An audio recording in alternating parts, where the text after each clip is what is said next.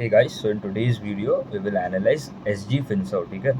So SG FinServ क्या करता है? तो SG FinServ is into your supply chain financing provide करते हैं, वर्किंग कैपिटल जो होते हैं लोन्स, तो दे प्रोवाइड टू योर आपके जो MSME जो लेंडर्स, आपके MSME जो बिजनेसेस जो करते हैं, SME MSME जो होते हैं, तो इनका थोड़ा पहले देखते थे क्या बिजनेस मॉडल क्या है, ठीक है।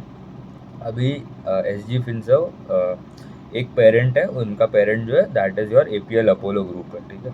तो APL अपोलो पाइप्स जो कंपनी है उसका अगर उसका वो पाइप्स बेचता है बराबर, तो वो अकेला थोड़ी, मतलब उनके डिस्ट्रीब्यूटर्स भी हो गए, उनके डीलर्स हो सकते हैं, उनको कोई रॉ मटेरियल सप्लाई करता है। तो ऐसे भी मतलब there are hundreds and thousands of SME and MSMEs around them जो उनके लिए भी थोड़ा काम करते हैं बराबर। अभी जो SG FinServ जो है they provide working capital loans जो होते हैं to this hundred and thousands of SME and MSME present। तो आप बोलोगे बैंक से क्यों नहीं लेते, तो बैंक के बेसिकली देखें तो उनका प्रोसेसिंग टाइम ही मतलब 8-10 दिन तो उनको उसके बैंक में लगता है। और अगर उनको इमीडिएट चाहिए तो वो मनी लेंडर्स जो अनऑर्गेनाइज प्लेयर जो दिन के 1% चार्ज करते हैं, तो वो that is very expensive cost for them. And एक साइड बैंक है जो डिले करते हैं, और वो banks prefer to usually prefer lower risk customers, मतलब ऐसे कस्टमर्स भी नहीं। तो SG FinServ is somewhere between the banks and the money lenders. तो वो उनके वो रेंज अराउंड 11 to 13% का इंटरेस्ट जो है वो चार्ज करते हैं। एंड मनी लेंडर्स तो मतलब दिन का भी मतलब उनका तो अलग ही मतलब क्या रेट होता है उनको ही मालूम, बहुत ही हाई होता है। एंड जो बैंक्स है दैट इज़ यूजुअली अराउंड 8-7% के आसपास, 7-8%। तो अभी अगर मैं देखूँ तो उनका जो दे हैव 100% डिजिटल प्लेटफॉर्म है। एंड वो क्या करता है अभी अभी if MSME customer wants a loan, ठीक है, MSME बिजनेस जो मैंने उसको लोन चाहिए, उसको लोन देंगे। फिर वो एंड मतलब दे हैव क्या बोलते हैं, उनका जो पैरामीटर है, one of the parameter is that जो भी उनका जो एंकर, मतलब उनका जो कॉर्पोरेट जो बड़ा होगा, मतलब फॉर एग्जांपल अभी APL अपोलो पाइप्स है, उनका जो डीलर होगा उसका एटलीस्ट उसका साथ अगर डिस्ट्रीब्यूशन का जो पीरियड है, मतलब पार्टनरशिप जो भी, मतलब कितने टाइम से वहाँ पे मतलब उनका डिस्ट्रीब्यूशन देख रहा है, that should be around 3 to 5 year, मतलब उसके बाद ही वो लोन देता है कस्टमर्स को। मतलब अच्छे खासे कस्टमर हो गए, एफिशिएंट जो मतलब काम कर रहे हैं उन लोग के लिए, उनको ही मतलब they provide one of the parameters for providing them the loan. And दूसरा पैरामीटर देखेंगे तो ये है कि इफ़ द कस्टमर अगर इफ द MSME जो बिजनेसमैन है उसने बोला कि अभी पैसा नहीं, हम लोग ने रॉ मटेरियल बना दिया APL अपोलो का, जो उसके लिए लोन देते हैं ना, मतलब पाइप्स बनाना है, उसका डीलर है बेसिकली देखेंगे तो डीलर से माल तो बेच दिया, ठीक है, उसने डीलर ने, तो उसको भी पैसा तो चाहिए। अगर if the MSME businessman tells कि नहीं है पैसा, तो वो क्या करते हैं वो लोग, जो कॉर्पोरेट है APL अपोलो, उनको बोलेंगे कि आप इनका अभी इनको आप अभी जो आप जो भी प्रोवाइड करते हो, आप रॉ मटेरियल या जो भी आपका डिस्ट्रीब्यूशन का पाइप जो प्रोवाइड करते हो वो अभी आप बंद कर देना। तो अभी इसमें वो क्या बोलते हैं, जो MSME बिजनेसमैन है, मतलब उसको भी मतलब एक रिस्क है, क्योंकि उसका तो घर वहाँ से ही चलता है, लाइवलीहुड उस वहाँ से ही आता है। तो मतलब वो भी ऐसा डिफ़ॉल्ट तो करेगा नहीं। तो इनका जो GNP है दैट इज़ 0%, इसलिए one of the best thing is that उनका जो GNP है दैट इज़ 0%, नील है, ज़ीरो। एंड उनका अभी देख लेते हैं ये क्वार्टर का थोड़ा रिजल्ट देख लेते हैं, ठीक है। तो इनका लोन बुक का जो साइज़ है that is around 822 crore. And this quarter the loan book fell around 50% Y हुआ है। बट एक चीज़ अच्छा है, अभी आप बोलोगे अच्छा क्यों है, ठीक है। तो इनका देखेंगे तो इनको RBI से they are going to get type 2 licence जो होता है वो गाइडलाइंस के हिसाब से। तो फॉर द MSME लेंडिंग जो आप कर रहे हो, working capital supply chain financing करते हो, तो उनके लिए उनको थोड़ा कम करना पड़ा था बुक, लोन बुक जो आपका जो रन डाउन करना पड़ा था, पूरा जो बुक होता है ये आपका जो लोन बुक, इसलिए उनका लोन बुक का growth around D grow 50%। Total income भी लोन बुक ही ग्रो नहीं कर रहा है, तो आपका आगे का सब खराब ही होगा। एसेट क्वालिटी पर अच्छा था, ठीक है। Total income the grew 30%। Net interest income जो होता है और इंटरेस्ट अर्न माइनस और interest expense that grew around 6%, वहाँ पे ग्रोथ था। And PAT the grew around 11% Y over. And company के मतलब अभी जो क्लाइंट्स जो मैंने बोले, मतलब एक बड़ा एंकर होता है, उसके around hundreds and thousands of जो MSME एंड SME है उनको वो प्रोवाइड करते हैं लोग। तो कौन कौन से क्लाइंट्स है, एक तो APL अपोलो जो उनका पेरेंट है, मतलब APL अपोलो का इनका ही कंपनी है, जो SG नाम से जो होता है ना, एस जी फिंसा हो गया, फिर आपका एस जी मार्ट हो गया, उनका पेरेंट फिर एस जी लॉजिस्टिक्स करके भी है, वो एसएमई कंपनी है, उनका भी parent is APL Apollo group. Clients देख लेते हैं। एपीएल अपोलो तो आएगा ही, टाटा है, कजारिया है, अडानी है, अशोक लेलैंड है एंड जिंदल स्टील है। तो वन ऑफ द मतलब टॉप क्लाइंट्स है। एंड दे आर ऑल्सो, उनका जो जब कॉन कॉल हुआ था तभी उनका size of the AUM was around 1100 crore. And उनका गाइडेंस ये है कि बाय एंड ऑफ FY25 मतलब मार्च 2025 तक they are going to reach around 2500 crore का एयूएम।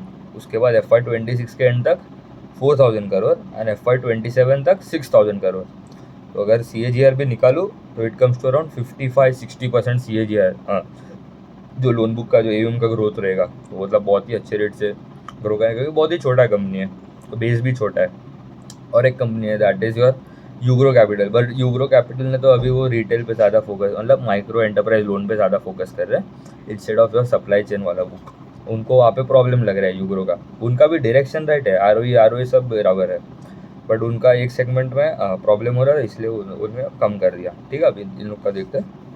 इनके जो एंकर थे टोटल पार्टनर्स देखेंगे तो दे हैव अराउंड 37 एंकर्स, मतलब ये जो अडानी का जारिया ऐसे 37 बड़े कॉर्पोरेट्स या जो भी बोलते हैं एंकर्स, उनके लिए वो एंकर है।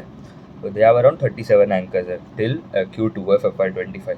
एंड अगर टॉप लोकेशंस भी देखो तो दिल्ली में दिल्ली से स्टार्ट हुआ था, उसके बाद they spreaded out to Bangalore, Chennai हो गया, देहरादून जो उत्तराखंड में, फिर आपका महाराष्ट्र में भी है, बैंगलोर में भी है, वहाँ पे अराउंड स्प्रेड कर रहा है। उनका ROA it is around 7% and ROE was also around 7% for this quarter. तो उनका लेवरेज भी अराउंड 1.1 टाइम्स ही होगा। एंड कंपनी का गाइडेंस है कि भाई बाई एंड ऑफ FY27 तक, उन लोगों ने FY27 का गाइडेंस दिया है कि हम लोग का ROA जो है दैट वुड बी 4% के ऊपर रहेगा, ROE वुड बी अराउंड 18%, मतलब बहुत ही अच्छा। ROE अभी कितना है 7%, मतलब ऑलमोस्ट डबल हो जाएगा, डबल से भी ज़्यादा। और नेट इंटरेस्ट मार्जिन जो है that would be around 6.5%।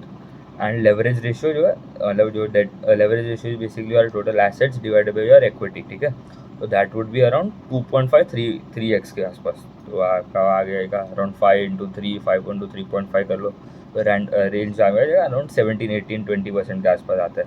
ROA क्या होता है, योर लेवरेज होता है। ROA आपका जो लेवरेज है दैट इज, अरे एक minute, ROE basically is your ROA multiply by leverage. तो अराउंड अगर मैं पकड़ूँ ROA टू बी अराउंड 5.5% के आसपास and leverage to be around 3.5 के आसपास, तो 15-18% के आसपास आ जाएगा आपका जो ROE है। एंड उनका जो APL अपोलो, मतलब जो उनका पेरेंट है, मतलब उसके भी ओन डिस्ट्रीब्यूटर, तो पहले तो मतलब उन्होंने APL अपोलो से ही चालू किया था कि उनका एक ही एंकर था उनका, उसके बाद दे हैव स्प्रेडेड आउट। तो उनका अराउंड 30-40% ऑफ द बुक जो है वो APL अपोलो के कस्टमर डिस्ट्रीब्यूटर से ही आता है। एंड फिर दूसरे जो हो गए आपके जो बड़े अदर ग्रुप के जो एंकर्स हो गए, जो कंग्लोमरेट्स है, दूसरे अडानी हो गया, जिंदल स्टील हो गया, वहाँ से अराउंड रहता है 60% के आसपास। एंड कंपनी बोल रहा है कि they are going to also launch 24/7 banking from, मतलब FY26, मतलब आप रात को भी आपको लोन चाहिए, आप उनके वेबसाइट पे जाओ, रात को 2 बजे भी आपको लोन अप्रूव हो जाएगा, मतलब अप्रूव मतलब आपके हिसाब से, मतलब आप if you are credible then you will get it. And और वो था कि और एक था कि उनका जो रिसीट होता है, मतलब आपके जो भी डिस्ट्रीब्यूटर है उनके लिए तो एक क्या बोलते हैं, इन्वॉइस बनता है, सॉरी, तो वो भी मतलब बन सकता है आराम से बाय, मतलब एनी टाइम, मतलब 24/7 वो लॉन्च करने वाले। And they are planning by FY27। अभी कितने अराउंड 37 एंकर्स है, मतलब 37 कंग्लोमरेट जो भी कंपनीज है उनके बुक में, मतलब देखेंगे तो they are planning to reach around 75, मतलब ऑलमोस्ट डबल ही हो गया वहाँ पे भी, मतलब डबल करेंगे उनके डीलर्स को, मतलब डीलर्स नहीं, मतलब एंकर्स जो कंपनीज है। And also their asset quality तो बहुत ही अच्छा था, बट उन्होंने पहले अभी रिसेंटली वो लोग ने प्रोविज़न किया था, क्योंकि because they are as they are AUM जो था वो डीग्रोथ हो रहा था, मतलब डीग्रो कर रहे थे वो लोग जानबूझ के, क्योंकि उनको जो लाइसेंस चाहिए था इसीलिए। तो they have done additional provision उसके लिए भी, मतलब वो भी मतलब कोई प्रॉब्लम नहीं है।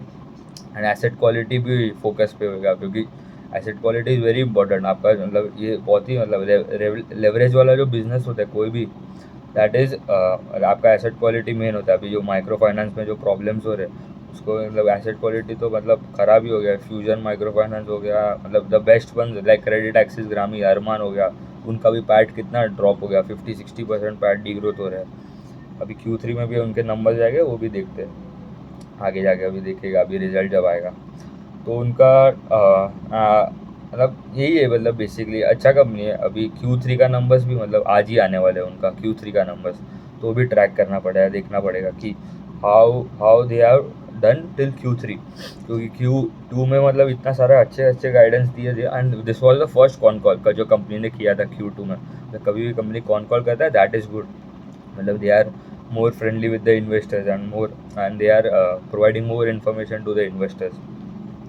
ठीक है, मतलब अच्छा कंपनी है, ग्रोथ भी अच्छा है, सप्लाई चेन फाइनेंसिंग करते हैं, वर्किंग कैपिटल जो होते हैं वो प्रोवाइड करते हैं।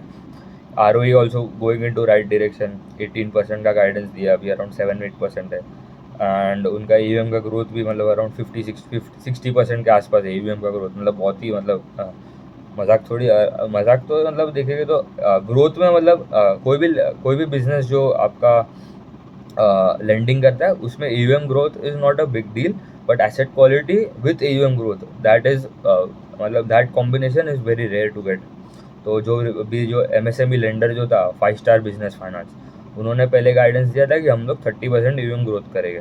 अच्छा था, उनका ROE भी अराउंड 21-22 था, उनका स्प्रेड भी अराउंड 8% के आसपास था। स्प्रेड को लेकर spread was around I think around 12% के आसपास।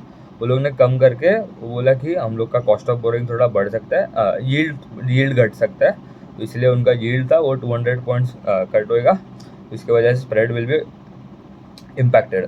तो वहाँ पे मतलब प्रॉफिट कम हो जाएगा। एंड ग्रोथ का गाइडेंस भी कम कर डाला, 30 से 25 करता था, तो इसलिए वहाँ पे भी प्रॉब्लम हो गया। वेयर एज दूसरे जो companies like your SBFC finance हो गया, जो भी मतलब दूसरे MSME लेंडर है, मनी बॉक्स फाइनेंस भी एक लेंडर है, MSME लेंडर है, तो उन्होंने मतलब उनका स्टेबल ही एसेट क्वालिटी थोड़ा खराब हुआ है, but SBFC was the one of the standouts compare to your 3 companies like money box, 5 star and आपका जो SBFC जो है, 3 ही है। ठीक है, उतना ही रखते हैं, थैंक यू।